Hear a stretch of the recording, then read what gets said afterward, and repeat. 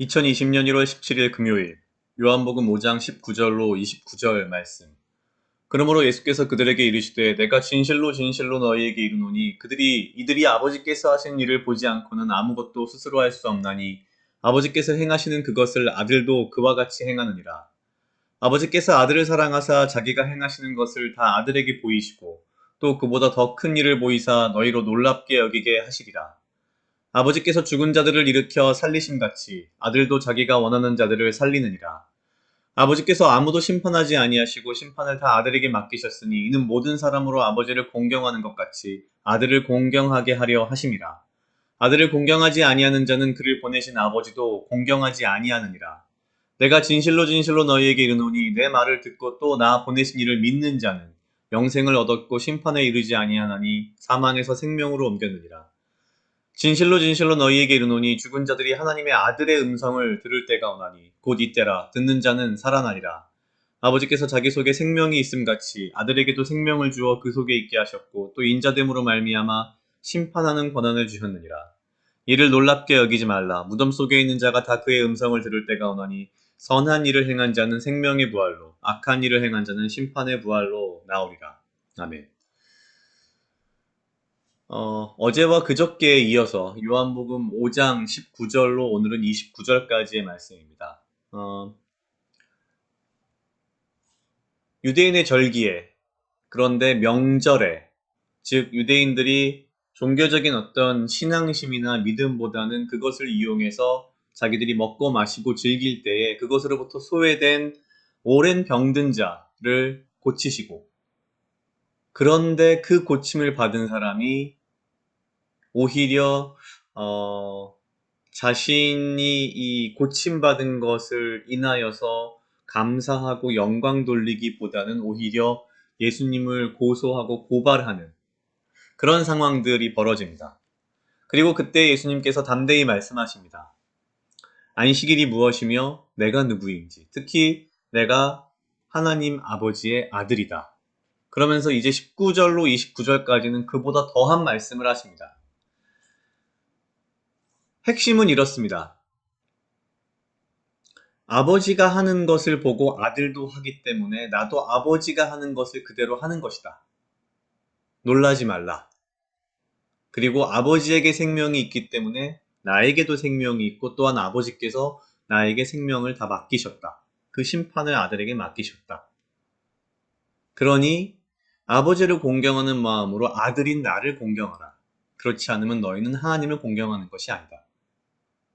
이것을 굉장히 여러 번 또 강조하십니다. 그래서 말씀하시기를 내 말을 듣고 나 보내신 하나님을 믿으면 영생을 얻고 심판에 이르지 않지만 그 반대가 되면 이제 죽는다. 사망에 들어간다는 말씀을 하십니다. 그리고 좀 더 놀라운 말씀을 하십니다. 여기까지만 해도 사실 굉장히 당시 유대인들에게는 천지개벽할, 천인공노할 상황인데 25절에 가면 이런 말씀을 하십니다. 죽은 자들이 하나님의 아들의 음성을 들을 때가 오나니. 즉 지금 모두가 이미 죽어서 땅에 묻힌 사람들마저도 예수님의 목소리를 들을 때가 온다는 거죠. 그리고 나서 쭉 설명을 하시는데 사실 저는 오늘 29절 말씀을 보고 좀 놀랍다라고 할 수 있는 부분은 이거였습니다. 제가 착각을 좀 하고 있었고 어쩌면 저도 깊게 생각하지 않아서 그랬는지 모르겠는데 그저 예수님이 우리를 위하여 피 흘리셨고 우린 예수님을 믿음으로 그 믿음을 통해서 우리가 구원받았다라고 생각을 해서 믿으면 생명의 부활이 있을 것이다라는 거 당연히 생각을 했고 그렇지 않으면 그저 이건 그냥 다 죽는 거야 라고만 생각을 했는데 29절에 참 재밌는 말씀을 하십니다. 선한 일을 행한 자는 생명의 부활로 악한 일을 행한 자는 심판의 부활로 나오리라. 여기서 나온다는 사람들의 그 주어는 누구냐면 죽은 자들입니다. 이미 무덤 속에 들어가서 죽은 자, 썩어서 이미 그 육신은 없어진 자들이 모두 다 다시 살아난다는 거죠. 모두 다.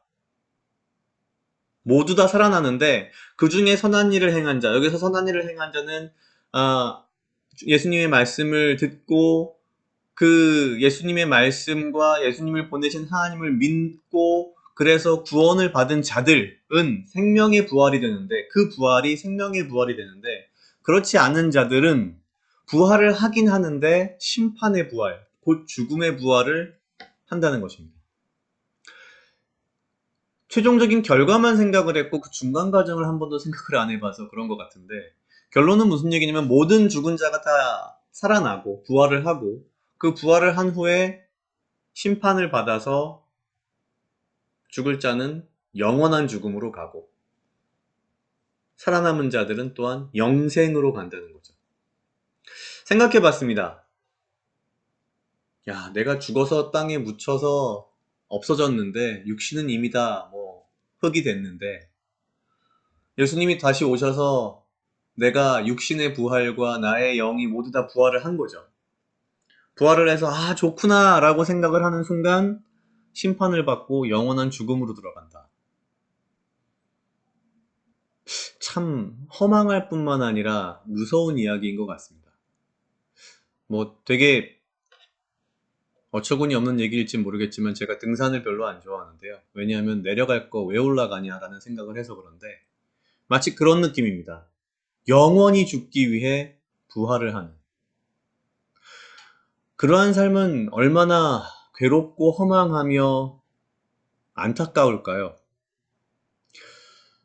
이 과정 가운데에서 아, 나는 그런 사람이 아니다라는 것에 대해서 얼마나 감사한지 라는 생각 한 가지와 함께, 반면에 또 다른 한편으로는 내가 정말 24절에 나온 말씀대로 예수님의 말씀을 듣고 또 예수님을 보내신 하나님을 믿는 자인가? 내가 정말 그런 사람인가?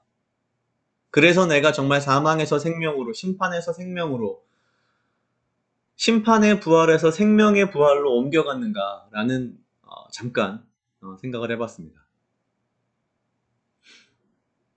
예수님께서는 굉장히 다이나믹한 모습을 지금 보여주셨습니다. 종교적인 절기에 축제를 하고 놀고 먹는 유대인들 사이에서 거기에서 소외된 병자를 고쳐주셨고, 그런데 그 병자는 그 병을 나음에 대하여 예수님과 하나님께 영광을 돌리기보다는 자기들이 만들어 놓은 그 어떤 규율로 인하여 변명하고 오히려 예수님을 고소하는 그 과정 가운데에서 예수님은 내가 누구이며 앞으로 어떤 일이 벌어질 것이고 너희가 나를 어떻게 생각해야 하는가에 대한 매우 중요한 이야기를 하십니다.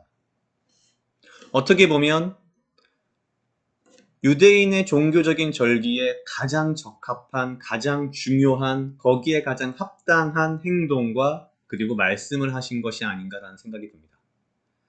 각자 약 2분 정도 묵상하시겠습니다.